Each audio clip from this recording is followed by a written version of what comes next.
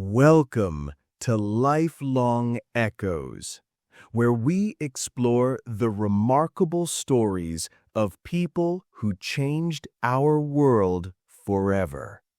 Today, we journey into the life of Winston Churchill, a man whose powerful voice and unbreakable spirit helped save democracy during humanity's darkest hour.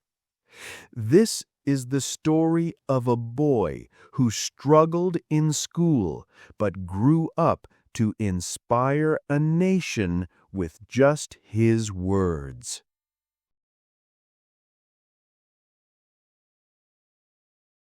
On November 30, 1874, Winston Leonard Spencer Churchill was born into one of Britain's most famous families. His father, Lord Randolph Churchill, was a powerful politician, and his mother, Jenny Jerome, was a beautiful American socialite. But despite their wealth and status, Winston's childhood was often lonely and difficult. Winston's parents were busy with their glamorous social lives and rarely spent time with their son. Like most wealthy British children of that era, Winston was sent away to boarding school when he was just 7 years old. The separation from his family was heartbreaking for the young boy. At school, Winston was considered a problem child. He was stubborn, rebellious, and refused to study subjects that didn't interest him. His teachers complained that he argued with them constantly and never followed rules. Winston later wrote, "I was on the whole considerably discouraged by my school days." But Winston had one special talent that his teachers noticed. He could write beautifully. His essays were creative, passionate, and full of vivid descriptions.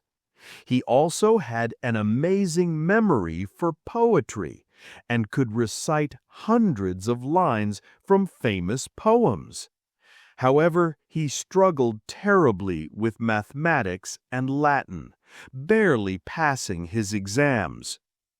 Winston's relationship with his father was particularly painful. Lord Randolph was cold and distant, rarely writing letters to his son and almost never visiting him at school. Winston desperately wanted his father's approval, but Lord Randolph seemed disappointed in his rebellious, underachieving son. Despite his academic struggles, Winston was fascinated by military history and strategy. He spent hours playing with toy soldiers, creating elaborate battle scenes, and studying famous military campaigns. His collection grew to over 1,500 toy soldiers, and he knew the history of every famous battle. After barely graduating from the Royal Military College at Sandhurst, Winston became a cavalry officer in the British Army. But peacetime military life bored him. He craved adventure, excitement, and most importantly, a chance to prove himself to his father and the world.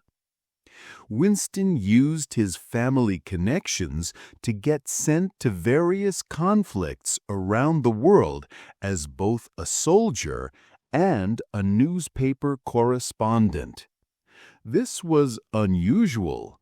Most people were either soldiers or journalists, not both. But Winston was never ordinary. His first adventure took him to Cuba in 1895, where he observed the Spanish fighting Cuban rebels. Winston was fascinated by warfare and showed remarkable courage under fire. He wrote exciting articles for British newspapers, describing battles with vivid detail that made readers feel they were there. Next, Winston joined a military expedition to India's northwest frontier, where British forces were fighting tribal warriors in the mountains.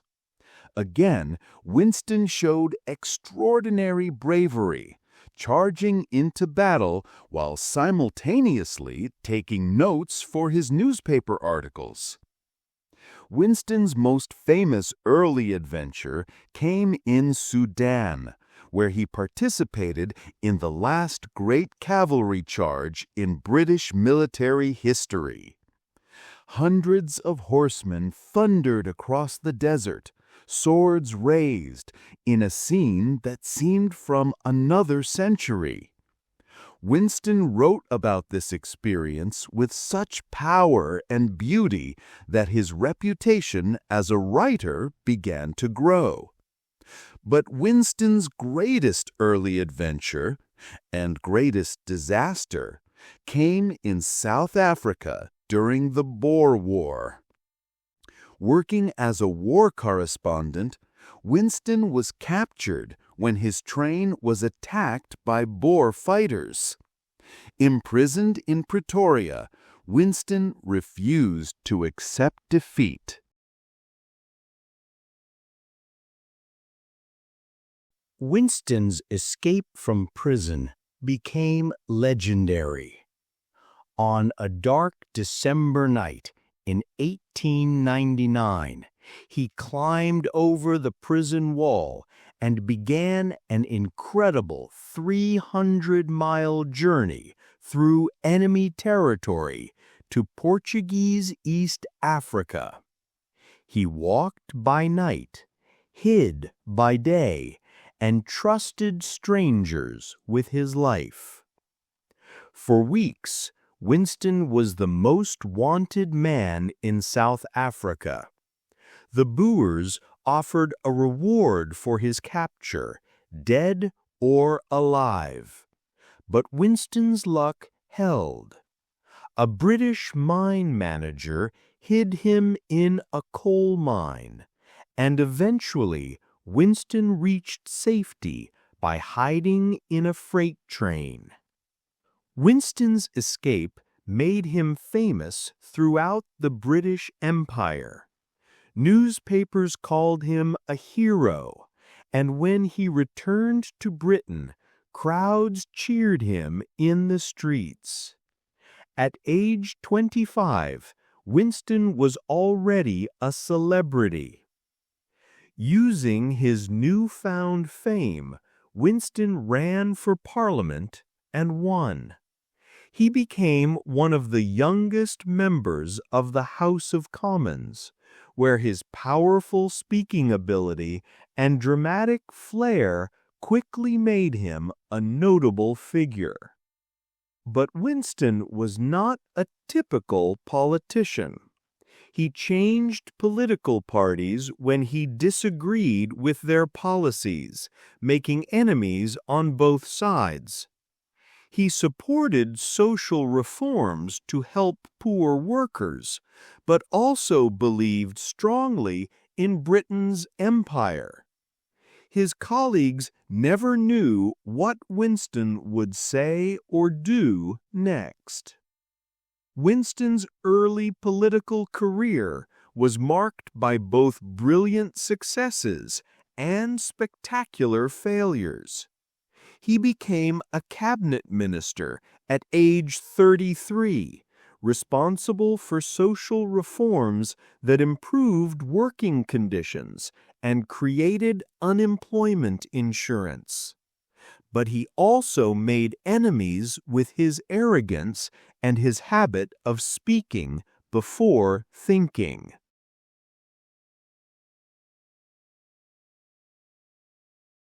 Winston's political career nearly ended during World War I, when a military campaign he planned, the disastrous Gallipoli operation, resulted in terrible casualties. Winston was blamed for the failure and forced to resign from government.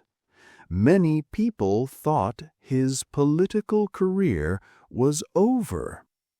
For the next 20 years, Winston was often out of power, dismissed by many as a relic from the past.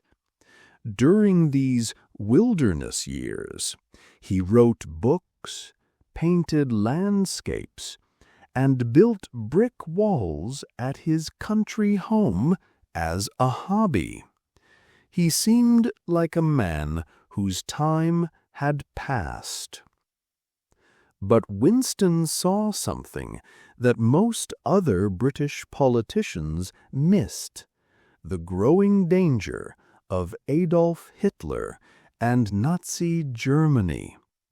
As early as the 1930s, when most people still hoped for peace, Winston warned that Hitler was preparing for war. Germany is arming fast, and no one is going to stop her, Winston declared in Parliament.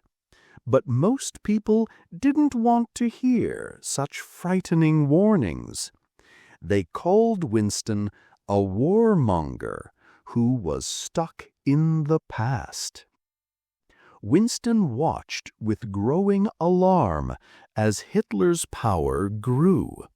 He saw the Nazi persecution of Jews, the invasion of Austria, the takeover of Czechoslovakia. With each aggressive move, Winston's warnings became more urgent, but the British government continued to believe they could make peace with Hitler. When Hitler invaded Poland in September 1939, Britain finally declared war on Germany. Suddenly, Winston Churchill, the man who had been warning about Hitler for years, didn't seem like a relic anymore. He seemed like a prophet.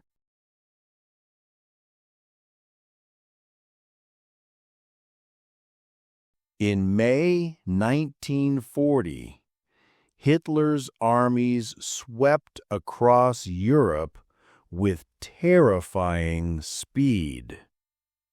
They conquered Norway, Denmark, Belgium, Netherlands, and France in just a few months.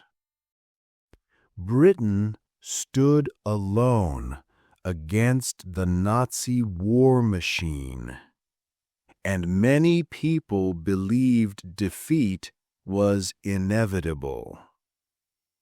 The British government was in crisis.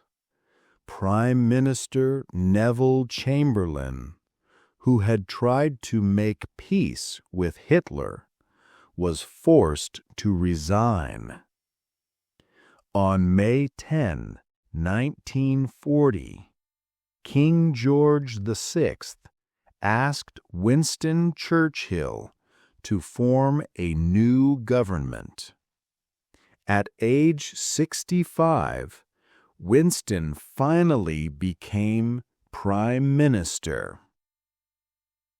Winston faced the greatest challenge in British history.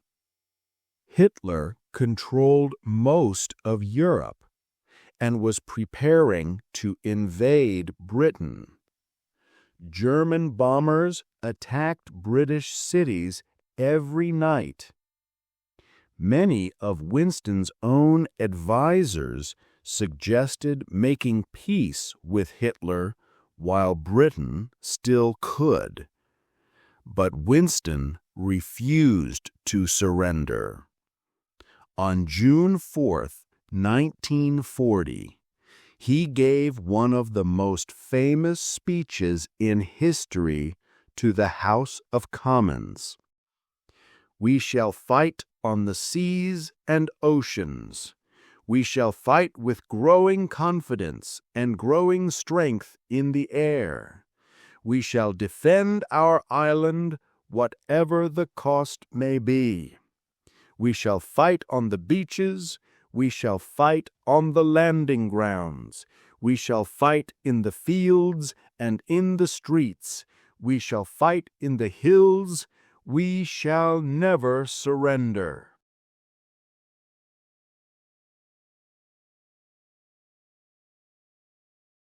During the Battle of Britain, when German planes bombed London every night for months, Winston's voice became the symbol of British resistance.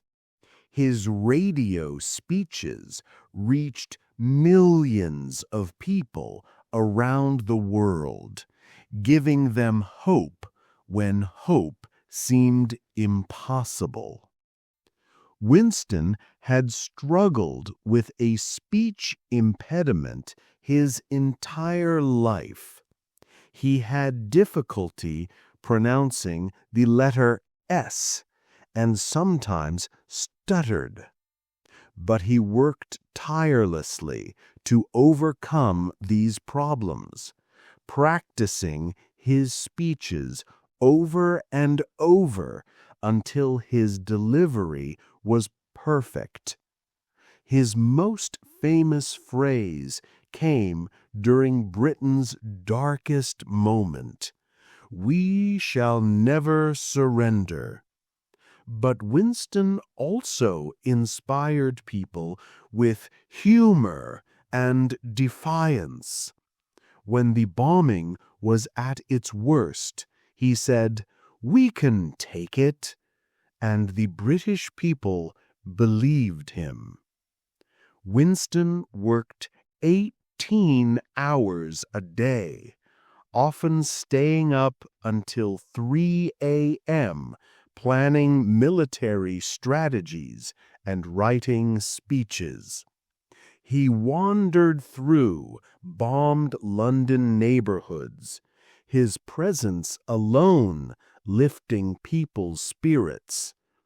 When people saw his determined figure with his trademark cigar, they felt that somehow Britain would survive. As the war progressed, Winston helped build the alliance that would eventually defeat Hitler. He worked closely with American President Franklin Roosevelt and Soviet leader Joseph Stalin, despite their very different political beliefs. Winston understood that defeating Nazi Germany required all freedom-loving nations to work together.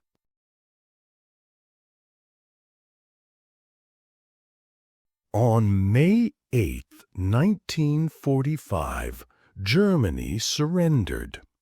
Winston appeared on the balcony of Buckingham Palace with the royal family as massive crowds celebrated in the streets below. The man who had been considered a has-been politician just 5 years earlier was now hailed as the savior of democracy. But just 2 months later, British voters shocked the world by voting Winston's Conservative Party out of power. After leading Britain through its greatest triumph, Winston was suddenly unemployed. Many people couldn't understand how the British could reject their wartime hero so quickly. Winston was hurt, but not bitter. He understood that people wanted change after 6 years of war. He used his time out of power to write his memoirs of World War II, which won him the Nobel Prize in Literature in 1953. Winston was the only person ever to win a Nobel Prize for writing about events he had personally shaped. In 1951, Winston became Prime Minister again at age 76. But this second term was quieter, focused on peacetime leadership rather than wartime crisis. By 1955, Winston's health was declining, and he retired from active politics. Winston spent his final years painting, writing, and enjoying time with his family.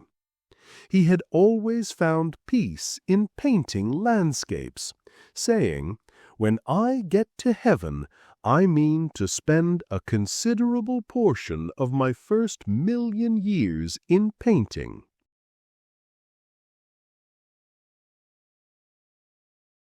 Winston Churchill died on January 24, 1965, exactly 70 years after his father's death.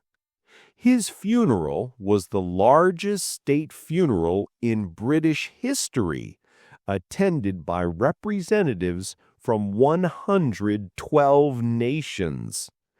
As his coffin was carried down the Thames River, cranes along the riverbank lowered their arms in salute, a tribute from London's working people to their wartime leader. Winston's legacy extends far beyond politics and war. He showed that words have power, that the right speech at the right moment can change history.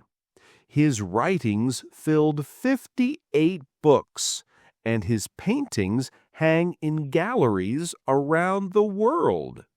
Most importantly, Winston proved that it's never too late to find your destiny. He failed in school, made enemies in politics, and was considered finished at age 65. But his greatest achievements came in his final decades. Winston Churchill reminds us that setbacks are not permanent, that courage can overcome fear, and that sometimes one person's voice can make all the difference. In humanity's darkest hour, when evil seemed unstoppable, Winston's voice rang out with a simple message: never give in, never, never, never. Winston Churchill's life teaches us that heroes aren't born perfect.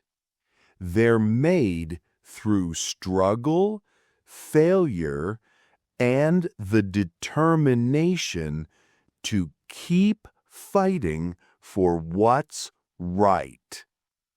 From a lonely schoolboy to the voice that saved democracy, Winston's journey reminds us that our greatest challenges often prepare us for our greatest triumphs. Thank you for joining us on this inspiring journey through Winston Churchill's remarkable life. Remember, in your own life's battles, you can find strength in his words. Success is not final. Failure is not fatal. It is the courage to continue that counts. Don't forget to subscribe to lifelong echoes for more inspiring stories that help you learn English while discovering the extraordinary lives of extraordinary people.